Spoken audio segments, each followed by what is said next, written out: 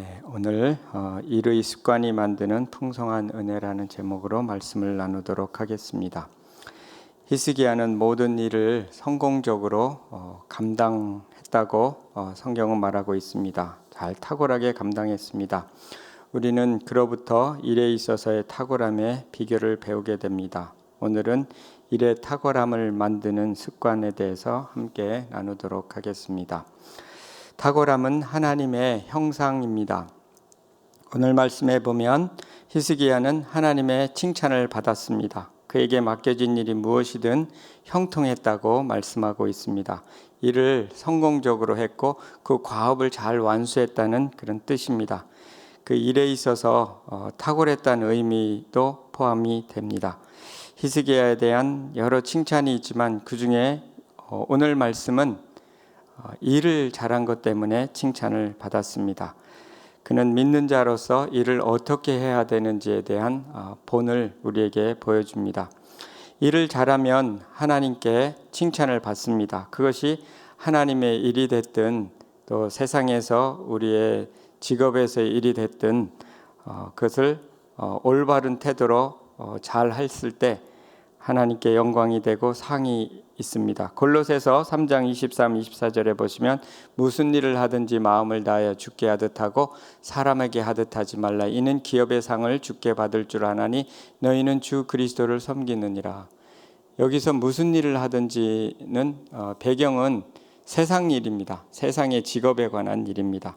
어떤 일을 하든지 마음을 다해서 주께 하나님께 하듯 그 세상 직업의 일도 또 직업의 일뿐만 아니라 우리에게 맡겨준 교회의 일이나 어떤 사역을 주께 하듯 사람에게 하듯 하지 말고 또 주께 하듯 사람에게는 눈가림만 할 수가 있습니다. 그러나 하나님 앞에 하듯 그렇게 할 때 상이 있다고 그렇게 말씀하고 있습니다. 우리가 이 땅에서 주어진 소명 또 세상의 직업 또 하늘나라에 가서 상이 있다는 것을 말씀하고 있습니다. 또는 또 그것은 이 땅에서도 상이 있습니다. 우리에게 있어서 일의 본은 예수님이십니다. 예수님은 일을 탁월하게 하셨습니다.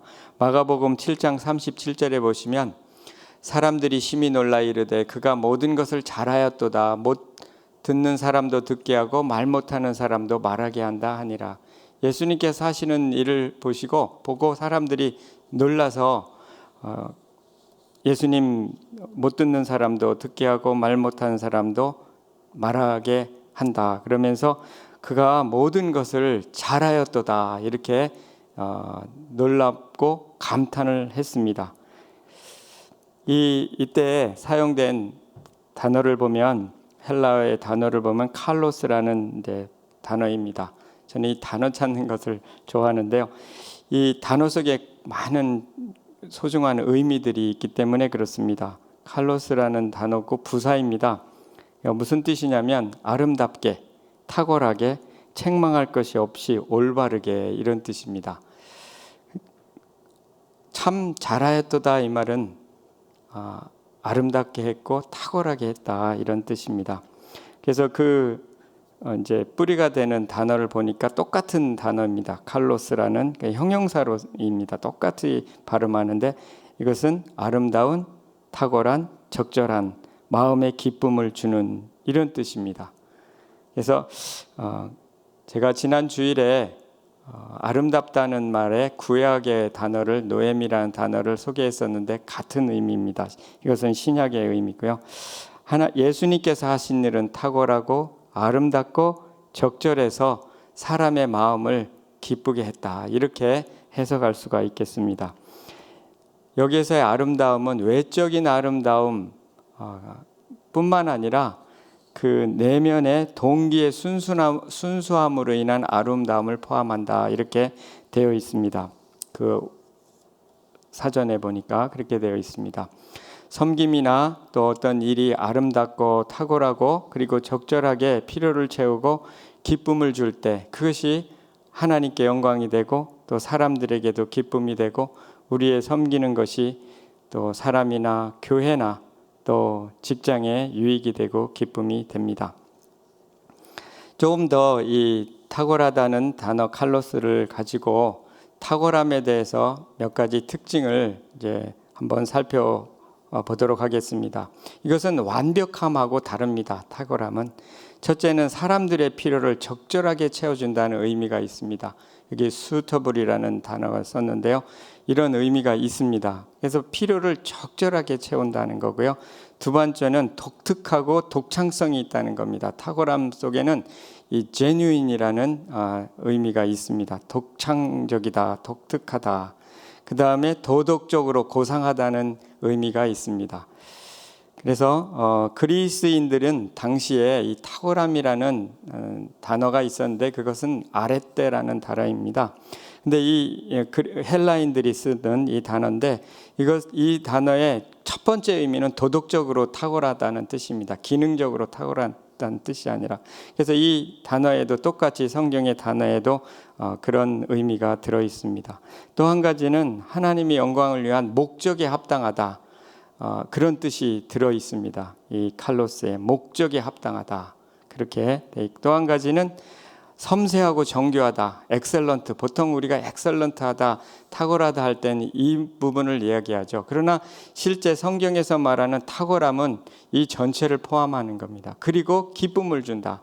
그런 뜻이 있습니다. 한 가지 이 개념을에서 한 가지 더 추가한다면 탁월함이 무엇인가라는 책에서 보니까 탁월한 것은 영향력과 생명력이 길다 이렇게 표현합니다.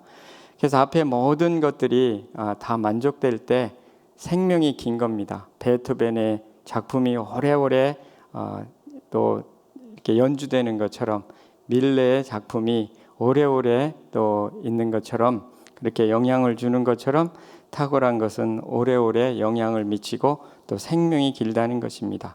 히스기야의 섬김의 그 탁월함은 수천 년 동안 성경에 기록되어서 오늘날 우리에게까지 영향을 미치고 있습니다.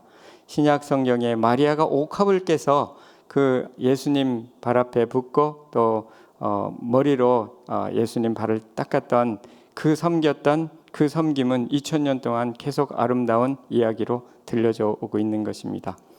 사도행전 9장 36절에 다비다라는 여제자가 선행과 구제가 심히 많았다 한 줄이 딱 적혀 있는데 그 섬김이 한 줄로 해서 계속해서 2000년 동안 여태까지 전해오고 있는 것입니다. 이와 같이 탁월한 섬김, 그 일은 생명이 길다는 것을 알 수가 있습니다. 탁월함은 우리가 닮아야 될 하나님의 형상입니다. 창세기 1장 27절에 하나님이 자기 형상 곧 하나님의 형상대로 사람을 창조하시되 남자와 여자를 창조하시고 하나님이 우리를 창조하실 때 자신의 형상, 이미지를 따라서 창조하셨습니다. 근데 그 이미지가 죄로 인해서 이렇게 뒤틀어지고 손상이 된 것입니다. 그리고 그것을 예수 그리스도의 그 피로 말미암아 우리를 깨끗게 하시고 우리를 구원하신 다음에 계속해서 그 형상을 본받게 하신다고 말씀합니다. 로마서 8장 29절에 하나님이 미리 아신 자들을 또한 그 아들이 형상을 본받게 하기 위하여 미리 정하셨나니 이는 그로 많은 형제 중에서 맏아들이 되게 하려 하심이니라. 이와 같이 뒤틀어졌던 형상을 다시금 회복시키시는 것, 그것이 하나님께서 우리 안에서 하시는 일입니다. 만약에 예수님이 뭔가를 고치셨는데 말 못하는 건 고치셨는데 눈이 멀게 했다. 그러면은 예수님 따르겠습니까? 목수일을 하셨는데 치수를 잘못 재가지고 가지고 들어가는데 문짝보다 더 큰 거를 만들어 가지고 못 들어갔다. 그러면은 예수님 따르겠습니까? 사도 바울이 천막을 짓는데 한번 비가 왔는데 비가 줄줄 샜습니다. 그 사도 바울이 전하는 복음이 효과가 있겠습니까? 그런 것입니다. 만약 우리가 누구를 섬기고 또 손님을 초대해서 섬기는데 막 그릇이 더럽고 막 머리카락이 있고 전혀 성의도 보이지 않고 그런다면 그 접대하는 사람이 받는 사람이 기쁘겠습니까? 그런 의미가 있는 것입니다. 그래서 섬김 받는 사람이 기쁘고 또 이런 좋은 효과가 있기 위해서 또 하나님께도 영광이 되기 위해서 우리는 탁월해야 된다 하는 것을 알게 됩니다. 저는 이 집에서 뭐를 만지면 이렇게 고장내는 그런 습관이 있는데 아이들이 어려서 꼭 장난감을 가지고 와서 고쳐달라고 합니다. 그러면 전 한 번도 빼놓지 않고 다 부셔놓고 말았습니다. 그러니까 저희 아이들이 저에 대해서 항상 하는 말은, 제가 박사거든요. 근데 아빠 박사 맞아 하는 말이 늘 제가 듣던 말입니다. 근데 최근에 이제 딸 줌으로 딸 앞에 제가 열심히 뭔가를 준비해 가지고 이제 파워포인트로 딸과 그 약혼하는 이제 그 피앙세한테 제가 프레젠테이션을 했습니다. 하고 났더니 카톡이 왔습니다. 이제야 아빠가 박사인 줄 알겠다. 이제 그렇게 카톡이 왔는 거예요. 일을 전혀 못하니까 의심이 되는 건데, 이게 잘하는 거 보니까 이제 인정하겠다, 그런 이제 뜻입니다. 우리의 섬김이 탁월해야 됩니다. 하나님은 만물을 창조하시고 보시기에 좋았더라, 그렇게 말씀하셨는데, 그것은 스스로 잘했다, 스스로 칭찬하신 겁니다. 아름답다, 이런 뜻입니다. 탁월하고 아름답게 하는 것은 우리가 배워야 할 하나님의 형상입니다. 이 탁월함의 형상은 하나님의 은혜로 우리가 담게 됩니다. 왜냐하면 하나님께서 우리 안에서 역사하셔서 하나님의 형상 중에 하나인 탁월함을 담게 하시니까요. 그렇지만 우리가 그에 따라서 부단히 애쓰고 힘써야 될 부분입니다. 아리스토텔레스는 탁월함은 훈련과 습관이 만들어낸 작품이다. 탁월함은 하나님의 하나의 사건이 아니라 습관이다. 결국은 예수 그리스도 안에서도 이것이 중요한 습관 중에 하나가 되어야 된다 하는 것을 우리는 배우게 됩니다. 이 탁월함의 습관을 배우기 위해 우리가 어떻게 해야 할까요? 첫째는 탁월하신 하나님을 의뢰할 때 탁월함을 배우게 됩니다. 오늘 말씀 역대하 31장 21절에 그가 행하는 모든 일 곧 하나님 전에 수정되는 일에나 율법에나 계명에나 그의 하나님을 찾고 한 마음으로 행하여 형통하였더라. 이 형통하기 전에 그가 하나님을 먼저 찾았다는 것입니다.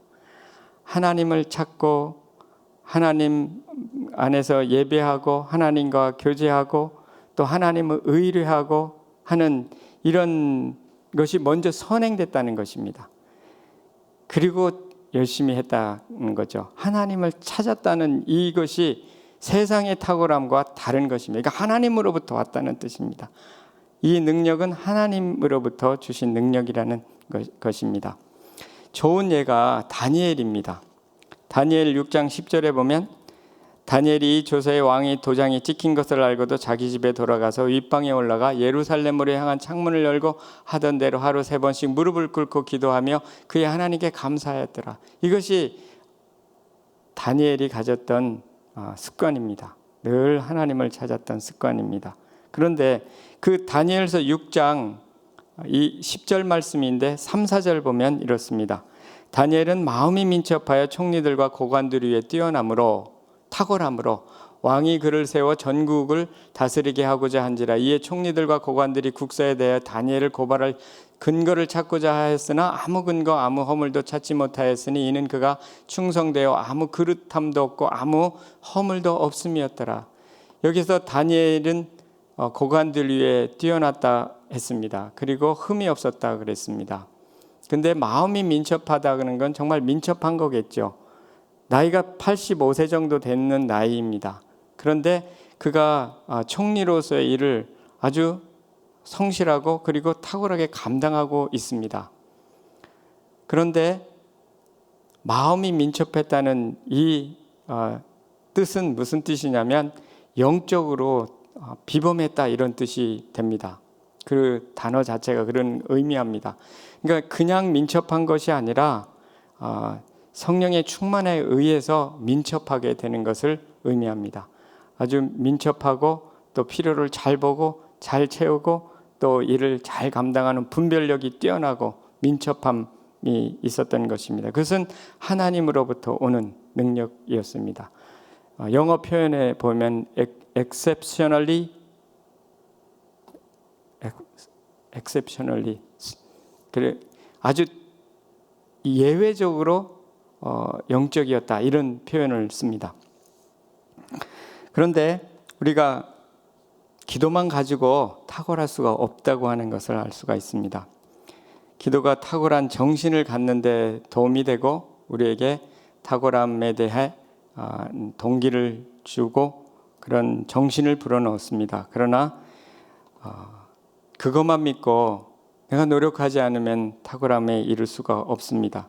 우리가 급해가지고 여러 가지 바빠가지고 공부를 잘못해서 하나님께 기도합니다. 성적 좀 잘 나오게 해달라고. 한 번은 잘 나오게 될 수도 있는데 계속해서 그러면 하나님이 안 가르쳐 주십니다. 왜냐하면 공부해라, 이렇게 말씀하실 겁니다. 기도만 가지고 탁월하게 될 수는 없습니다. 중요한 것이지만, 왜냐하면 그것이 하나님의 방법이 아니기 때문에 그렇습니다. 계속해서 보면 두 번째, 마음의 진실함이 결과의 탁월함보다 중요하다는 것입니다. 역대하 31장 20절에 히스기야가 온 유다에 이같이 행하되 그의 하나님 여호와 보시기에 선과 정의와 진실함으로 행하고, 여기서 중요한 것이 바로 진실함으로 행했다는 것입니다. 그가 어떤 일을 하든지 진실하게 했다는 것입니다. 제가 아까 말씀드린 그 칼로스라고 하는 단어 속에도, 예수님의 그 탁월함 속에서도 바로 깨끗한 마음에 의한 아름다움이란 뜻이 포함되어 있습니다. 진실함인 거죠. 탁월함, 기능적으로 뭔가 결과가 탁월한 것보다 더 중요한 것은 마음의 진실함이라는 것을 히스기야를 통해 보면 알 수가 있습니다. 그가 어떤 일을 하든지 진실되게 행했다는 것입니다. 사람 앞에서나 또 사람이 있으나 없으나 항상 하나님 보시기에 그렇게 행했다는 것입니다. 골로새서에서 아까 말씀드린 대로 세상 일을 최선으로 무슨 일을 하든지 마음을 다해 주께 하셨다면 상이 있다 그랬습니다. 그 앞에 구절 22절에 보면 종들아 모든 일에 육신의 상전들에게 순종하되 사람을 기쁘게 하는 자와 같이 눈가림만 하지 말고 오직 주를 두려워하여 성실한 마음으로 하라, 이런 말씀이 있습니다. 그러니까 이 말씀에도 보면 정말 더 중요한 것은, 결과보다 중요한 것은 그 동기고 또 눈가림하지 않고 사람 있을 때하고 없을 때 다르게 행동하는 이런 것이 아닌 것입니다. 그리고 주를 두려워하여 성실한 마음으로 진실함으로 하는 것, 이것이 탁월함에 있어서 가장 보다 중요한 요소가 되겠습니다. 히스기야가 하나님 앞에서 진실히 행했다는 그 말과 이 골로새서에 말씀하는 성실한 마음으로 하라는 것은 같은 의미가 되겠습니다. 하나님은 중심을 더 중요하게 보시는 분이기 때문에 그렇습니다. 지난번 강 목사님께서 말씀하신 예화를 다시 한번 하겠습니다. 어느 책에 나온 건데, 주인이 타국에 갈 때 두 종에게 일을 맡겼습니다. 각각 집을 한 채씩 지으라고 맡기고 갔습니다. 그리고 나중에 이제 맡기고 갔는데 한 사람은 주인이 없으니까, 사람이 안 보니까 대충 지었습니다. 재료도 대충 사고요, 또 대충 지었습니다. 한 종은 정성껏 정말 주인이 돌아와서 살 집으로 알고 자기 집처럼 정성껏 그렇게 지었습니다. 견고하게 아름답게 지었습니다. 주인이 돌아왔습니다. 종들을 불러서 어떻게 했는지 한 걸 물었습니다. 그래서 주인이 이렇게 말했습니다. 각자 자기가 지은 집을 가져라고 그렇게 했습니다. 대충 지은 사람은 그 집을 가졌고, 견고하게 아름답게 지은 사람은 아름다운 집을 가졌습니다. 하나님도 그렇게 하시는 분이신 것을 성경은 알 수가 있습니다. 최근에 포도원 품꾼 이야기가 있었습니다. 마태복음 20장에 거기에 보면은 아침에 식전에 나간 사람하고 저녁 때 포도원에 들어간 사람하고 아침에 들어간 사람하고 똑같이 받았습니다. 거기에 보면 하나님 그 주인의 뜻대로 했다 그랬습니다. 우리는 이것을 보면서 주인이 마음대로 싹스를 정할 수 있죠. 어떻게 정하든. 그런데 한 가지 더 알 수 있는 것은 거기에서 우리는 주인 어떻게 상은 주인님께만 달려있지 우리가 알 수 없다라고 말할 수 있는데 반드시 그런 건 아닙니다. 주인이 주는 상의 기준이 있습니다. 그것이 바로 성경 말씀입니다. 성경 말씀에 근거해서 하나님은 상을 주실 거라는 겁니다. 그것이 주님의 뜻입니다.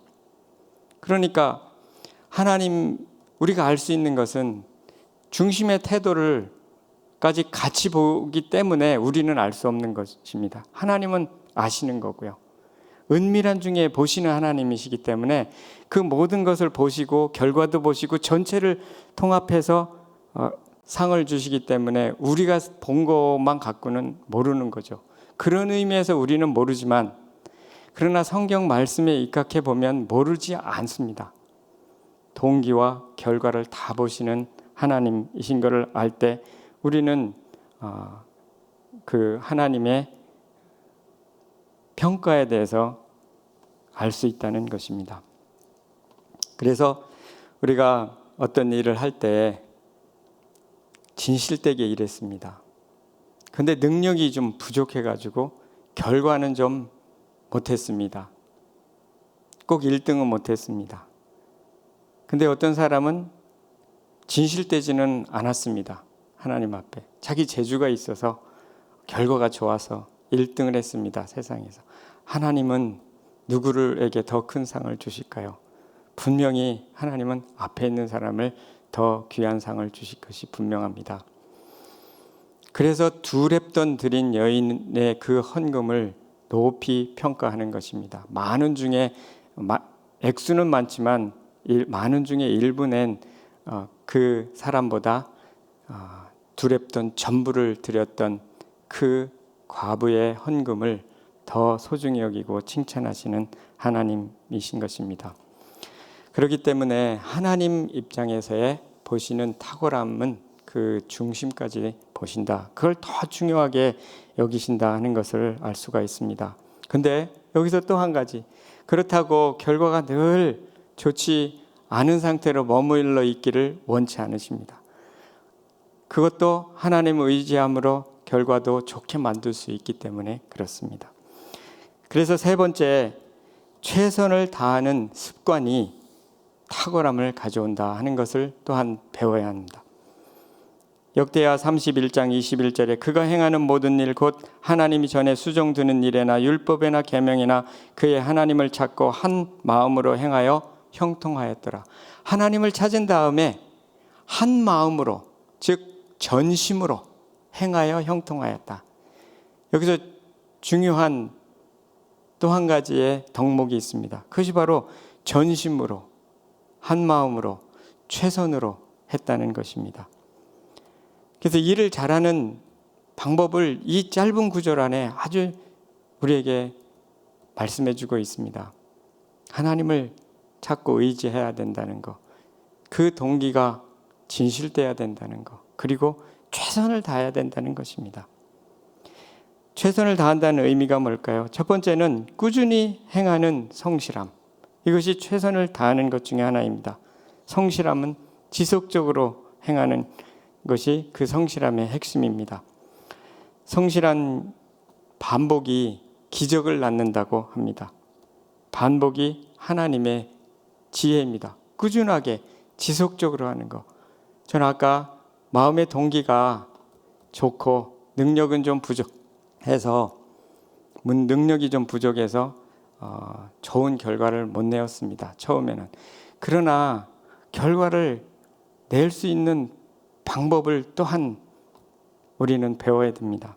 그 중에 하나가 성실하고 꾸준하고 반복적으로 하는 것입니다.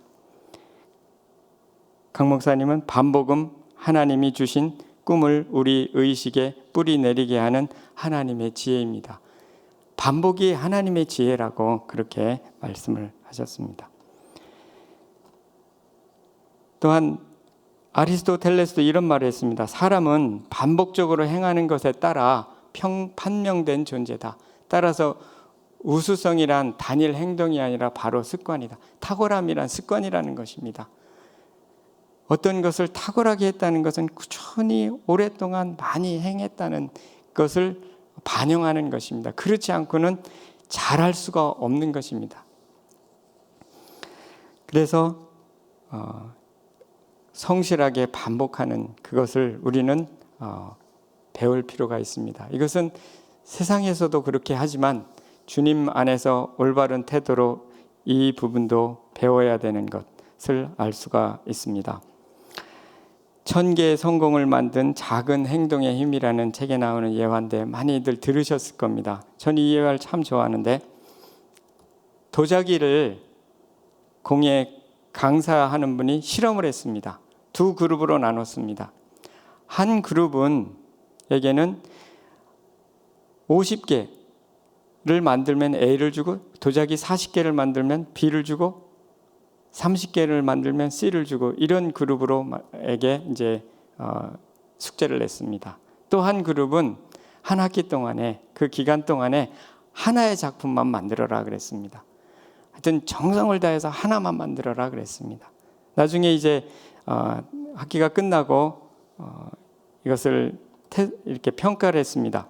거기에 보니까 정말 기술적으로 섬세하고 최고의 작품을 만들어내는 사람들은 어디서 나왔냐면 50개를 만들었던 사람 속에서 나왔다. 이건 실화입니다. 근데 하나 만들려고 하는 그룹에서는 좋은 작품이 안 나왔다는 겁니다.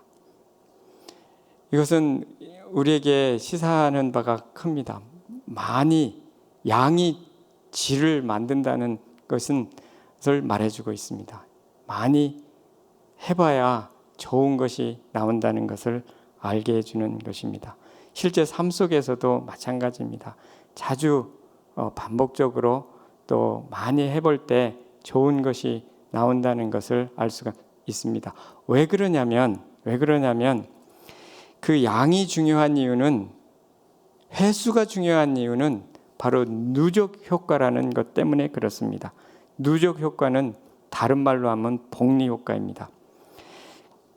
존 맥스웰의 사람은 무엇으로 성장하는가 하는 책에 이렇게 기록되어 있습니다. 이것을 한번 읽겠습니다. 데런 하디의 누적 효과, 이것은 복리 효과라는 겁니다. 영어로 컴파운드 이펙트입니다. 누적 효과란 작고 현명한 선택이 이어져 큰 보상을 얻는 원리를 말한다. 그 과정에서 가장 흥미로운 점은 결과가 엄청나도 거기에 이르는 단계에서는 그리 대단해 보이지 않는다는 것이다. 처음에는 별로 대단해 보이지 않는다는 거죠. 건강, 관계, 재정 등 이 전략으로 향상시키려는 대상이 무엇이든 그 과정에서 일어나는 변화는 너무 미묘해 거의 눈치챌 수 없을 정도다. 어느 시기까지 그런 거죠. 이렇듯 작은 변화에서는 즉각적인 결과도 큰 성공도 그럴듯한 보상도 얻지 못한다. 그런데 왜 굳이 신경 써야 하는 걸까? 왜 대부분 사람은 누적 효과의 단순함을 견디지 못하고 포기한다. 예를 들면 일주일 동안 달린 뒤 몸무게가 그대로면 도중에 그만둔다. 또 6달 동안 피아노 연습을 했지만 젓가락 행진곡밖에 못됐다고 포기한다. 몇 년 동안 개인 연금을 불입하다가 현금으로 쓰는 게 낫다 싶어서 혹은 연금을 넣어봤자 큰돈 안 될 거라며 도중에 해약하기도 한다. 이들은 자꾸 무의미해 보이는 단계를 오랫동안 완수하다 보면 나중에 어마어마한 결과가 일어난다는 사실을 깨닫지 못한다. 이것 때문에 그렇습니다. 왜 자꾸 양을 많이 하고 횟수를 해봐야 할까요? 이것은 우리의 삶 속에, 그리고 실제 자연계 속에 엄청나게 숨어있는 하나님의 원리이기 때문에 그렇습니다. 과학처럼 그런 하나님의 자연 법칙입니다. 그래서 양이 중요하고 또 횟수가 중요한 것입니다. 이와 같이 어떤 일을 꾸준히 반복하다 보면 뒤에 가서 그 효과가 엄청나게 많아진다고 하는 것, 그렇게 비례하는 것이 아니라 지수로, 함수로, 지수함수라는 것 지난번에 말씀드렸는데요. 뒤로 갈수록 급격하게 기울기가 올라가는 것을 의미합니다. 결국 이것이 탁월하게 되는 비밀 중에 하나라는 것을 말해주고 있는 것입니다. 또 한 가지는 계속 반복만 하는 것이 아니라 창조적 반복이 필요하다는 것입니다. 배움을 통해 창조적 반복을 하다 보면 보다 효과적이 된다는 것입니다. 이것은 창조적 반복이라는 것 중에 중요한 것은 이렇게 피드백을 받는 것입니다. 그냥 무작정 반복하는 것이 아니라 조언을 받고 안내를 받고 코치를 받고 하는 그런 것입니다. 또 생각하고 그래서 조정하고 또 조정해보는 그런 반복을 의미합니다. 잠언 11장 14절에 지략이 없으면 백성이 망하여도 지략이 많으면 평안을 누리니라. 여기서 앞에 지략은 가이던스라는 뜻입니다. 안내자라는 거죠. 뒤에 지략이라는 것은 코치라는 뜻입니다. 어드바이스라는 뜻입니다. 조언. 이런 조언과 안내가 있을 때 성공할 수 있다는 것입니다. 그래서 끊임없이 배우는 가운데 반복하는 것이 아주 효과적이다는 것을 말해줍니다. 욥기 12장 7절 8절에 보면 우리가 배우되 어디서까지 배워야 되는지를 말해줍니다. 이제 모든 짐승에게 물어보라. 그것들이 내게 가르치리라. 공중이 새에게 물어보라. 그것들이 또한 내게 말하리라. 땅에게 말하라. 내게 가르치리라. 바다의 고기도 내게 설명하리라. 짐승도 우리에게 가르쳐주고요. 바다의 고기도 우리에게 가르쳐주고요. 공중의 새도 우리에게 가르쳐주는 바가 있다는 것입니다. 이와 같이 배우려고 하면 여러 가지에서 배울 수가 있습니다. 물론 책에서 배우고요. 그러나 배움의 정신을 가지고 보면 짐승에게도 배울 수 있다고 욥은 그 이전에 수천 년 전에 이것을 깨닫고 이렇게 적고 있는 것입니다. 그래서 데니엘 골만이라는 분이 이렇게 말했습니다. 전문 분야에 대한 연구를 통해 1만 시간 법칙을 도출했던 플로리다 대학의 심리학자이자 뛰어난 전문가인 앤더슨 에릭슨은 내게 이렇게 말했다. 기계적인 반복은 도움이 안 됩니다. 목표에 도달하기 위해서는 끊임없이 수정해야 합니다. 그리고 이렇게 덧붙였다. 의식적으로 시스템을 바꾸면 처음에는 실수를 하겠지만 그러한 식으로 계속해서 한계를 극복해야 합니다. 이렇게 해서 계속 수정해 가면서 반복할 때 정말 좋은 것이 나온다는 것입니다.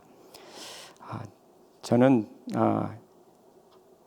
최근에 스스로 이 부분을 해보려고 한 것이 노래입니다. 노래 잘하지 못하는데 완전 음치에서부터 시작해가지고 몇 년간 부르고 한 곡을 부르고 또 부르고 또 부르고 제가 가만히 보니까 한 1000번은 불었지 않았나 그런 생각이 드는데요. 혼자 하다가 조금 진보는 있는데 너무 진보가 안 돼서 포기할 쯤에 어느 권사님이 격려를 하시면서 이영주 사모님한테 좀 코치를 받으라고 이렇게 도움을 주셨습니다. 그래서 이제 코치를 받았는데 제가 아무튼 그때부터 음이라는 게 이제 조금씩 들어오기 시작하고요. 그리고 이제 노래를 이제 찬송을 부르기 시작했습니다. 자, 아실지 모르겠는데 이번 주에 제가 찬양 인도를 했는데요. 찬양 인도를 했습니다. 그렇게 망치지 않았다고 사람들이 그러는데 생각을 해보세요. 완전 정말 음치였습니다. 저를 아는 분들이 많지만 거기에서 한 1000번을 해가지고 그래도 찬양 인도를 했다는 거, 그거는 정말 저한테는 기적 중에 기적이고 하느님이 놀랄 일입니다. 거기다가 지난 연말에는 제가 영어로 팝송을 해서 특송으로 목자 모임에 영어로 팝송을 했습니다. 그것도 망치지 않았다 그러는데 교회에서 특송으로 팝송을 한 사람은 전 교회사에 저밖에 없지 않나 그런 생각이 듭니다. 이것이 반복의 효과라고 저는 그렇게 봅니다. 제가 이것을 아주 탁월하다고 말하지 않습니다. 그리고 어디 가서 제가 찬양 인도할 건 아니니까. 그러나 완전히 정말 음을 구분을 못하던 사람이 지금은 이렇게 피아노를 때리면 대충 따라갑니다. 그것은 정말 반복의 효과입니다. 그리고 코치의 효과입니다. 수정하면서 또 하고 또 하고. 제가 이것을 가지고 뭔가 하려고 하는 것은 아닙니다. 그러나 저도 찬양을 불러야 되겠기 때문에 이제 하고 또 하다가 그래도 어느 정도 효과가 있는 것을 보게 됩니다. 이와 같이 반복하고 또 창조적인 반복이 도움을 줍니다. 또 한 가지는 기회를 선용하는 지혜가 있으면 탁월한 결과를 얻게 좋습니다. 에베소서 5장 15, 16절 그런즉 너희가 어떻게 행할지를 자세히 주의하여 지혜 없는 자같이 하지 말고 오직 지혜 있는 자같이 하여 세월을 아끼라 때가 악하니라. 여기서 보면은 어떻게 행할지를 자세히 주의하라 그랬습니다. 어떤 일을 할 때 지혜 없는 자같이 말고 지혜 있는 자같이 하라 그랬습니다. 무엇이 지혜 있느냐면 세월을 아끼는 게 지혜가 있다는 것입니다. 세월을 아끼라는 뜻은 모든 자원을 활용하고 선용하라는 뜻입니다. 우리에게 주어진 시간과 물질과 사람과 관계와 그 모든 자원들, 그것을 선용하라는 것입니다. 그냥 무작정 하는 것이 아니라 어떻게 이것을 선용하고 활용할지를 생각해서 일을 할 때 탁월하게 된다는 것입니다. 이렇게 되면 어떻게 배합을 할지를 알게 되고 순서를 어떻게 바꿔야 될지도 알게 됩니다. 탁월한 요리사들은 배합을 잘합니다. 탁월한 연금술사도 배합을 잘합니다. 연금술사라는 것은 화학자를 의미합니다. 화학의 변수는 온도, 압력, 그리고 농도입니다. 이것을 적당하게 잘 믹스를 하면 정말 기가 막힌 물질들을 만들어내는 것입니다. 그냥 홀로만 있는 것이 아니라 그 배합을 어떻게 하느냐에 따라서 천차만별의 그런 물질들을 만들어내는 것이 바로 연금술사들이 하는 것입니다. 이와 같이 어떤 지식과 지식을 연결하고 또 지혜와 지혜를 연결하고 또 자원들을 서로 연결하는데 지혜가 있고 탁월함의 비결이 있습니다. 강주민 목사님 목회자 글쓰기에 보니까 아리스토텔레스가 한 말이 있습니다. 관련을 지어라. 그리하면 기적을 낳는다. 정말 그렇습니다. 관련을 잘 맺으면 기적을 낳는다는 것을 알게 됩니다. 관련을 맺을 때 그것이 현 시대에 그리고 내가 하는 일의 필요에 사람의 필요에 정확하게 맞는 그 관련을 맺어줄 때 그때 기적과 같은 일들이 있다는 것을 알게 됩니다.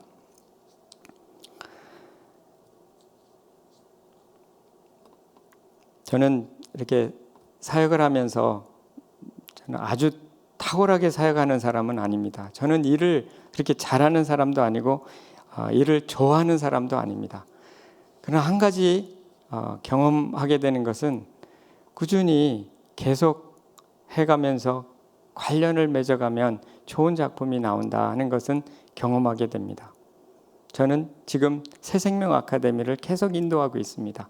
사실은 이 새생명 아카데미의 내용은 제가 30년 동안 인도하고 있는 것입니다. 처음에 배울 때 카페에서 간사님으로부터 받아 적었습니다. 1. 성경 암송이란 무엇인가?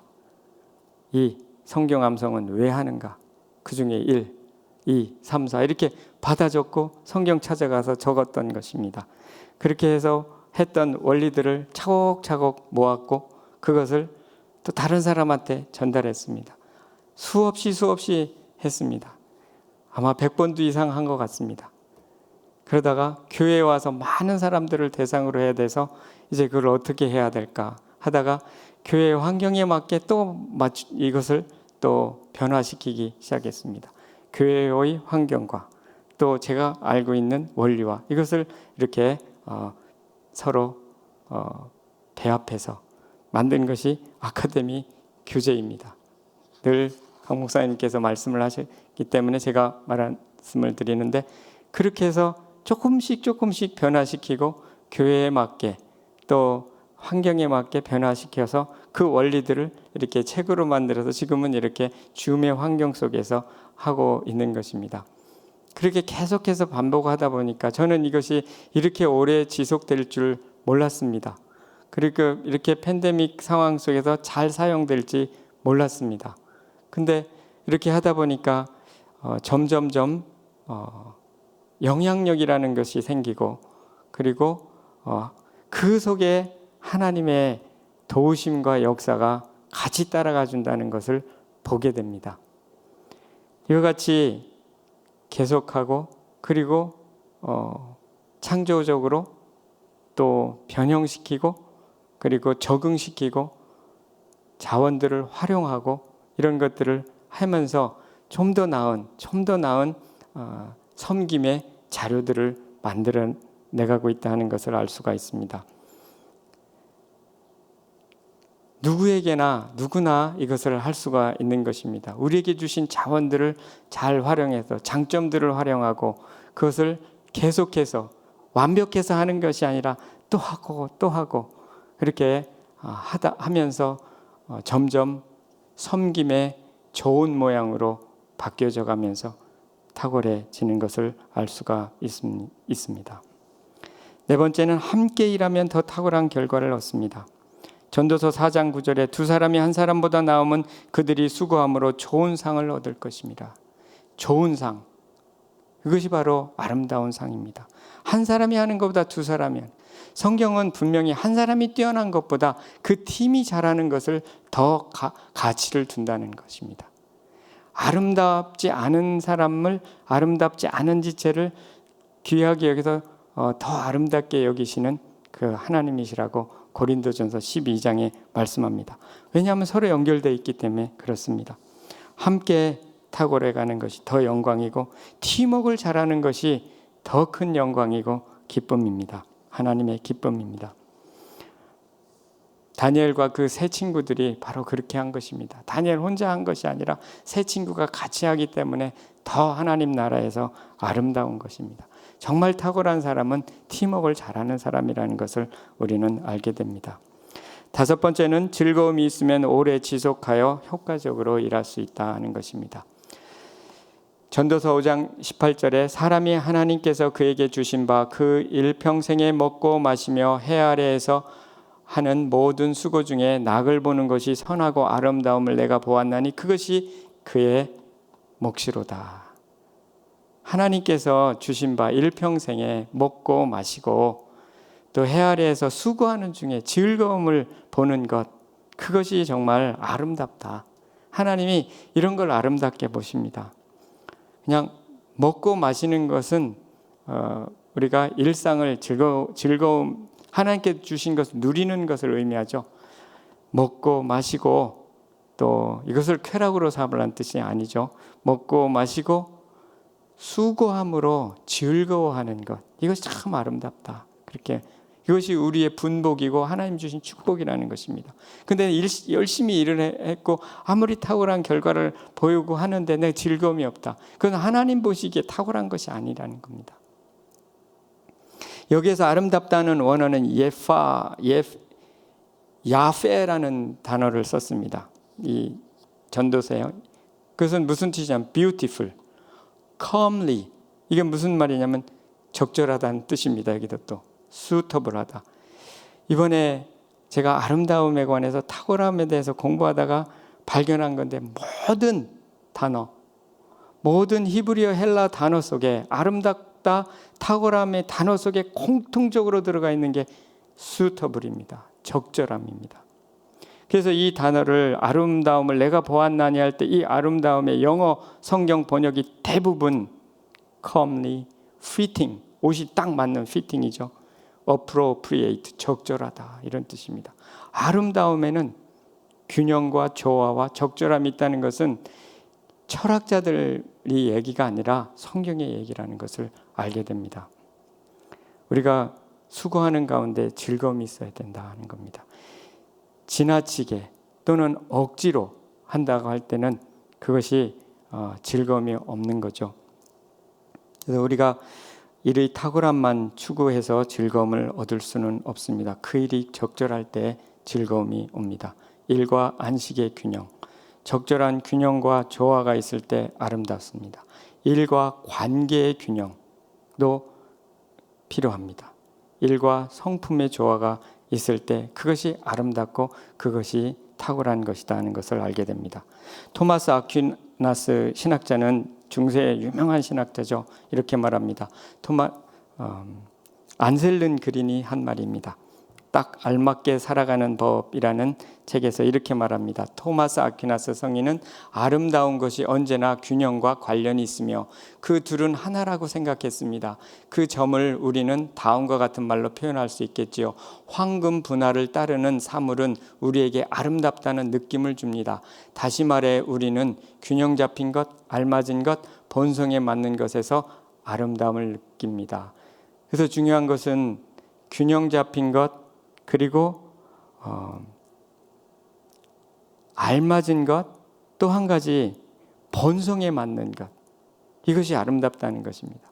우리가 예전에 소련에 군인들이 이렇게 열병식을 합니다. 북한도 그렇게 하죠. 아주 그냥 한치 오차도 없이 이렇게 행진하는 걸 봅니다. 어느 면으로 탁월함은 있지만 그건 아름답지 않습니다. 왜냐하면 그것이 사람의 본성에 맞지 않고 적절하지가 않기 때문에 조화라는 것을 보기는 어렵습니다. 그것을 탁월하다고 하지 않는다는 것입니다. 알맞고 본성에도 맞은 것, 이것이 원래 하나님께서 우리에게 주신 창조의 본성에 맞는 것을 의미한다고 할 수 있겠습니다. 하나님께서 이렇게 우리로 하여금 일도 탁월하게 하도록 도와주십니다. 그 탁월함은 단지 결과만의 탁월함이 아니고 더 중요한 것은 마음의 태도의 탁월함이고, 그리고 더 중요한 것은 하나님의 탁월함을 의지하는 것, 그리고 결국은 믿음이죠. 그것도. 그리고 우리가 할 수 있는 최선을 다하는 것, 이런 것들이 어우러져서 아름답고 탁월한 그러한 일과 섬김이 된다는 것, 그리고 그곳에서 기쁨이 있다는 것을 배우게 됩니다. 맡겨주신 일을 탁월하게 감당하면 하나님을 영화롭게 드립니다. 요한복음 17장 4절에 아버지께서 내게 하라고 주신 일을 내가 이루어 아버지를 이 세상에서 영화롭게 하였사오니, 예수님께서 기도하시면서 요한복음 17장에 이제 제자들을 위해서 주로 기도하시는 겁니다. 기도하는 가운데 하나님 앞에 이렇게 기도하십니다. 내게 하라고 주신 일을 다 이루었습니다. 이것은 십자가 일은 아닙니다. 하나님께서 주신 일이 있습니다. 복음을 전하는 일, 병을 고치는 일, 또 그 제자들을 키우는 일, 가르치는 일, 이런 것들이었습니다. 하라고 주신 일을 다 이루어서 하나님을 영화롭게 했다고, 그렇게 하나님 앞에 기도하고 감사하는 것을 보게 됩니다. 탁월함은 하나님의 형상입니다. 하나님과 동행하면 하나님의 탁월함을 배우게 됩니다. 아브라함이 24년 동안 하나님과 동행한 후에 천사를 섬기는데 참 탁월하게 섬깁니다. 원래는 그렇지 않았던 사람인데 하나님과 동행한 결과입니다. 다니엘도 그렇습니다. 탁월함은 아름다움과 적절함과 좋은 동기를 유지하는 것과 유지하는 것을 포함합니다. 또 기쁨을 주는 것을 포함합니다. 이렇게 될 때 하나님께 영광이 됩니다. 우리가 이 모든 것도 우리의 능력만으로 되는 것이 아니고, 우리가 최선을 다한다 할지라도 그것도 하나님께서 주신 능력의 공급에 의해서 되는 것인 줄 믿습니다. 하나님께서 하나님 안에 있는 탁월함을 우리 각자에게 부어주시면서 사명을 감당하게 하실 줄 믿습니다. 이 모든 것을 또 감당하며 하나님께 영광 돌리는 저와 여러분이 되시면 좋겠습니다. 기도하겠습니다. 하나님 아버지, 감사합니다. 하나님의 맡겨주신 일들을 탁월하게 감당하여 하나님께 영광 돌리는 일에 대해서 나누었습니다. 우리 모두에게 각자에게 또 이와 같이 하나님의 형상을 담도록 하시는 주님께 감사드리며 계속해서 주님을 닮아가는 저희가 되도록 도와주시고 주님께 영광이 되도록 인도해 주시고 축복해 주시기를 간절히 소원합니다. 감사하며 예수님 이름으로 기도합니다. 아멘.